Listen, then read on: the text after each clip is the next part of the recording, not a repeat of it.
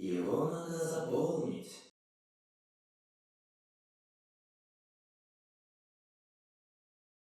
Этот выпуск мы начнем с теории о ведре крабов, так хорошо описывающей взаимоотношения между людьми. И если вы о ней не слышали, не переживайте. Мы пригласим эксперта социологии и экономики, чтобы в курсе быть. Обратите внимание на эти чудесные создания. Каждый из них уникален, со своими желаниями и ориентирами. У них даже есть свой мирок в виде ведра, но как жалко, что скоро придет повар, чтобы приготовить свое фирменное блюдо – котлеты из крабов. Ну и как в каждом мирке появляются особи, которые не принимают текущий уклад и хотят идти выше. Они упорно вскарабкиваются по стенке, упираясь своими членистыми ножками. И все бы ничего, но снизу почему-то наседают другие крабы. Если бы только они подталкивали своих сородичей, так эти твари напротив цепляются за спины впереди идущих и вместе с ними свергаются вниз. Так эта возня продолжается до тех пор, пока не придет повар. Спасибо за ликбез. Ничего эта ситуация не напоминает. Исследователь Джон Роекко сформулировал теорию ведра с крабами. Соседи очерняют соседей, журналисты сочиняют истории про знаменитости, и работники подсиживают коллег. Да и у тебя, я уверен, личных примеров хоть отбавляй. Когда ты зажжен идеей и жаждешь стать лучше, берешься за что-то новое, освоить новый вид спорта, начать бегать по утрам, да пусть даже чистить зубы на 1 раз в день чаще, всегда находится кто-то, стянувший лицо в скептическую мину, кто скажет: «Оно тебе надо, дома лучше приберись», или «Пивка с нами попей». В зависимости, кем приходится тебе краб, конечно. И ничто так не деморализует, как неверие и безучастие самых родных. Не успев сделать и 2 шагов вверх, ты обреченно сползаешь на дно. Но отчего так происходит? Неужели виной этому только одна зависть и эгоистичное желание не соответствовать новой, более высокой планке своего близкого? Однозначно нет. Все дело в реальности, а точнее в их множественном количестве. Не говорите, что вы этого не знали. Фокус в том, что ту самую реальную реальность во всей ее подлинности и объективности никто увидеть не может. Разве можно представить весь земной шар с его континентами, горами, реками, каждый город и деревушками с их деревьями и комарами? Планетарный масштаб реальности не помогает решать наши с вами микроскопические задачки. Как дойти до станции метро или магазина? Коль скоро обращаться к подлинной реальности в силу чудовищности объема данных человеку не по зубам, ему ничего не остается, как создать свою маленькую, удобную реальность, скроенную точь-в-точь по его размеру. Бывают люди, у которых эти реальности совсем крохотные. Стол-стул, дорога до офиса, сварливый сосед. У других реальности громадные, глубокие, переливающиеся фасетами. Кажется, что они вмещают в себя кучу маленьких субреальностей, иногда перекрывающихся, а иногда даже противоречащих друг другу. Но такие люди не находят в этом ни капли парадокса. И я не могу сказать, какой вариант из объяснения мира правильный. Подобный подход человека встречается и в физическом мире. Мы прагматично решили не воспринимать радиоволны и космические лучи, оставив лишь способность различать несколько цветов, чтобы, прогуливаясь по саванне, не забрести в пасть ко льву.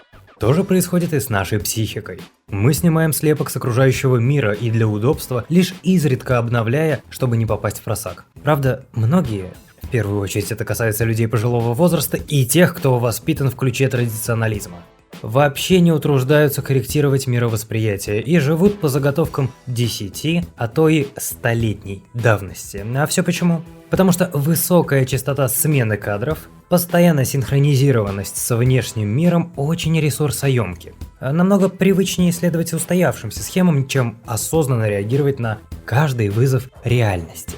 С точки зрения физиологии, здесь вину следует возложить на так называемые энграммы. Этот термин ввел в оборот немецкий зоолог и биолог Ричард Симон. Энграммы – это устойчивые соединения нейронов, физическое воплощение в мозге привычек и пристрастий. Чем чаще выполняется то или иное действие, чем чаще активируется данная программа поведения, тем сложнее перестроиться и свернуть с одной нейронной тропинки на другую. Отсюда и знакомая всем неохота и даже боязливость, с которой мы беремся за новую деятельность. Все новое зло! С возрастом нейропластичность То есть способность к ослаблению старых и формированию новых энграмм снижается. Что и делает тебя в конечном итоге формалиновым стариком, который упорно звонит внукам по видеосвязи, относясь к уже привычным нейроинтерфейсам, как к сатанистским телепортам. Ну, давайте несколько бытовых примеров. Представьте водителя, который едет на работу на своем желтом Peugeot. Уже 15-й год он колесит по этому маршруту. Ему незачем всякий раз пристально вглядываться в дорожные знаки. Он знает их лучше градостроителя. Поэтому у него высвобождаются ресурсы для пристального внимания на других участников движения и помечтать о выходных. Но вдруг именно в этот 15-й по счету год ставят пешеходный переход. Ох, сколько же негодования источит этот несчастный. Еще один похожий случай. У каждого из вас в компании есть такой Аллан. Незлобливый простачок, над которым вы так привыкли подружески подтрунивать. Но тут с Алланом внезапно начинают происходить изменения. То ли из-за внешних обстоятельств, то ли через внутренние усилия. Наш герой преображается. Голову держит прямо, смотрит твердо, никому не дает спуска. Друзья вроде бы и рады за товарища, мол, наконец, взял себя в руки. Но на деле им не хватает привычного им простачка. Лучше бы Аллан не менялся, но в этом они, конечно же, не признаются. И вот тут запускается режим ведра крабов. Слышите? Это их лапки скребут по жестяной стенке. Увы, друзья Аллана стаскивают его вниз. Жестами, ухмылками, намеками указывают ему на его прежнее место. Нет, не потому что они плохие друзья, а потому что по-другому еще не умеют. В их головах отлита одна модель Аллана, а избавляться от нее они не торопятся. Все новое зло! Из-за несоответствия между желаемым и действительным в компании возникает напряжение. И Аллан не может его не чувствовать. Здесь происходит самое парадоксальное. Во благо психологического климата в коллективе, сам того не осознавая, Аллан соглашается еще немного поиграть в отводимую ему роль, рискуя закрепить в себе навсегда образ неудачника. Повар пришел, ведро захлопнулось. Подобная магия происходит на встрече выпускников. Прошло уже 5, 7, 10 лет. Все изменились до неузнаваемости, но стоит только усесться за один стол.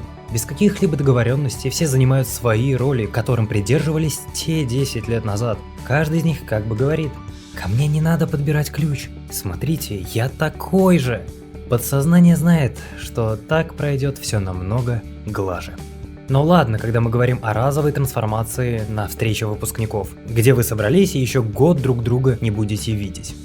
Куда печальнее, когда ты возобновляешь отношения со своим старым другом, а крабовое мышление бьет тревогу. Он не тот Антон из 2012-го, он сломался, с ним нужно что-то сделать. Да он просто изменился. И, скорее всего, ты тоже изменился. И такое бывает, что Вова 2012-го был твоим другом, а вот Вова 2018-го уже нет. Пути разошлись. Или родители, для которых их дети всегда маленькие. Знакомо? Или когда твоя школьная любовь, которая уже безнадежно выросла, огрубела и закостенела во взрослом быту, а ты все еще ищешь в ней ту легкую девчонку и лелеешь эти чудесные, пестрые, звонкие отголоски школьных лет. Безрассудно идти, уткнувшись в навигатор и не поднимать глаз.